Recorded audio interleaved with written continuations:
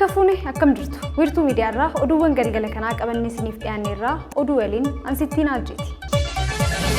Miseensonni mana maree bakka bu'oota uummataa bu'aalee argaman jajjabeessuu fi rakkoolee jiran mariin furuuf itti gaafatama biyyaalessaa akka qaban afyaa'in itti aantuun mana marichaa Aadde Loomii Badhoon hubachiisan. Miseensota mana maree bakka bu'oota uummataaf mata duree idaarraa gara mindaa jedhuun leenjiin akkaadaamii hooggansa Afrikaatti kennamee jira.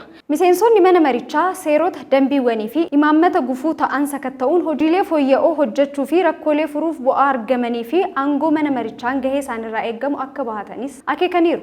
Rakkooleen yoo mudatanis biyyattiin guddina akka galmeessituu fi qabeenya caalu uumuuf akkasumas carraan qabeenya uumamaa fayyadamuu hubachuun akka barbaachisus ibsaniiru. Fuuldurattis nageenyaa fi guddina waaraa biyyattii mirkaneessuuf aadaa waloo cimsuu fi itti fayyadama teeknooloojii guddisuu, aadaa qusannaa fi akka malee fayyadama qabeenyaa sakatta'uu fi sirrachuu akka qabus dubbataniiru.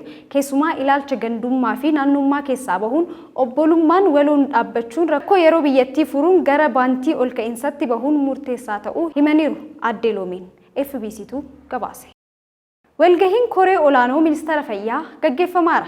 Walgahicha irratti hooggantoonni ministeera fayyaa fi dhaabbileen waamaman akkasumas hooggantoonni biiroolee naannoos argamaniiru. Waltajjichi walgahii koree olaanoo kanaan dura gaggeeffaman irratti murteewwan xiyyeeffannoo hordoffii fi to'annoo barbaachisan bal'inaan dhihaachuunis ibsameera. Dabalataanis bara bajataa 2015tti itti fayyadama faayinaansii dabalatee gabaasni raawwii damee fayyaan dhihaachuun mariin irratti gaggeeffameera. Damichaan raawwiin fooyya'aan mul'achuun kan eerame yoo ta'u naannolee gidduutti raawwiin jiru garaagarummaa qabaachuun isaas ibsameera.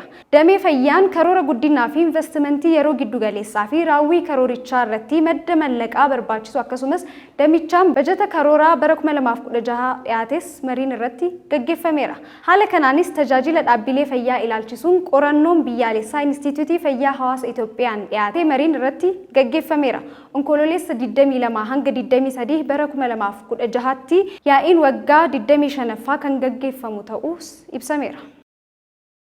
Bulchiinsi magaalaa Shaggar raawwii hojii kurmaana tokkoffaa bara 2016 qorate. Waltajjii kanarratti sadarkaa itti aanaa pireezidaantiin qindeessaan kilaastara magaalaa obbo Masfin Malaaku, kantiibaan magaalaa Shaggar Dr. Tashoomaa Addunyaa, itti gaafatamaan paartii badhaadhina damee magaalaa Shaggar obbo Alamaayyoo Tulluu fi hooggantoonni kutaa magaalotaa fi keessummoonni hedduunis argamaniiru. Sadarkaa pireezidaantiitti itti aanaa qindeessaan kilaastara magaalaa obbo Masfin Malaaku inisheetivii garagara hojiirra oolchuu ilaalchisee raawwii gaarii qabaatus gama galii duguuganii walitti qabuun hanqinni jiraachuus kaasaniiru. Kunis gara fuulduratti xiyyeeffannoon irratti hojjetamuu qabas jedhan. Kilaastara lafaa fi inisheetivii misooma qonnaan wal qabatees hojiiwwan hedduun hojjetamaa jiraachuu himaniiru. Hojiileen raawwii gaarii qaban kurmaana lammaffaatti cimanii itti fufuu akka qabanis obbo Masfin Malaakuun dubbatan. Maastar pilaanii baheen gara hojiitti ariitiin galamuu akka qabus obbo Masfin akeekaniiru. Qorannoon hojii kunis guyyoota lamaaniif akka itti fufu himameera. Rakkoo dhangaggummaa biyyee naannoo Oromiyaa furuuf hojjetamaa jiraachuu biiroon qonnaa Oromiyaa beeksise. Hooggantoonni sadarkaa naannoo godinaalee fi aanaalee hojii misooma qonnaa fi giddugala warshaa Nooraa Gudar daawwataniiru. Daawwannicha irratti hoogganaan itti aanaan biiroo qonnaa fi hoogganaan damee qabeenya uumama Oromiyaa obbo Eeliyaas Kadir rakkoo dhangaggummaa biyyoo akka Oromiyaatti jiru furuuf giddugalli warshaa Nooraa murteessaa ta'uu eeraniiru.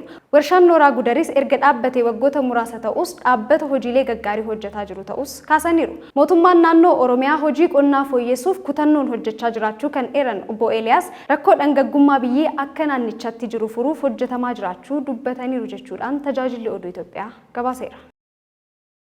Kabaja obbolummaa waggaa 20ffaa kabajuu fi daawwannaa hojiif Kooriyaa Kibbaatti kantiibaan magaalaa Chonchun Yang Dong-han jiila isaanii waliin magaalaa Finfinnee galaniiru. Kantiibaan kunis yeroo buufata xiyyaaraa idil addunyaa Boolee gahan itti aanaan kantiibaa magaalaa Finfinnee obbo Jaanxiraar Abbaayin simatamaniiru. Kantiibichi kabaja obbolummaa waggaa 20ffaa magaalota lamaaniin cinatti walitti dhufeenya magaalota lamaanii cimsuuf haala dandeessisuu irratti kantiibaa magaalaa Finfinnee Aadde Adaanach Abeebee waliin ni mari'atu jedhames eegama. Jilli kunis hojiiwwan misooma magaalaa Finfinnee keessatti hojjetaman yeroo turtii isaanii keessatti ni daawwatus jedhameera. Ameerikaan Israa'eel fi Hamaas gidduutti dhukaasni akka dhaabbatuuf waamicha idil addunyaa dhiyaate akka hin fudhanne beeksiste. Dubbi himaan nageenya biyyaalessaa Ameerikaa Joon Keerbiin dhukaasni Israa'eel fi Hamaas gidduutti haa dhaabatu jechuuf yeroon sirrii ammaa mitis jedhan. Dhukaasa dhaabura deeggarsa namoomaa Gaazaa qaqqabsiisuun galma taasifachuun filmaata fooyya'aa ta'us himaniiru. Yeroo ammaas lammiilee Gaazaa keessa jiraatan miliyoona 2.2 deeggarsi namoomaa taasifame gahaa akka hin taanes gabaafameera. Dabalataanis konkolaattonni gama Ijiptiin akka galan amantaa qabaachuu qondaalli kun ibsaniiru. Waashingtan konkolaattota deeggarsa namoomaa fe'anii guyyaa guyyaan gara Gaazaa seenan gara dhibbaatti guddisuuf Israa'el waliin mari'achuus dubbataniiru. Israa'el gama isheetiin Hamaas hanga baddutti dhukaasa dhaabii wanti jedhamu hin jiru jechuun ijjannoo ishee beeksisuu BBC'n gabaaseera. Sababa walitti bu'iinsa Israa'el fi Hamaasiin hanga ammaatti Filisxeemonni 8,300 du'aaf yoo saaxilaman Israa'eloonni 1,400 waraanichaaf saaxilamus himaniiru. Oduuwwan galgala kanaa kanneen turanii sagantaalee wiirtuu miidiyaa biroo waliin turtii gaarii qabaadha.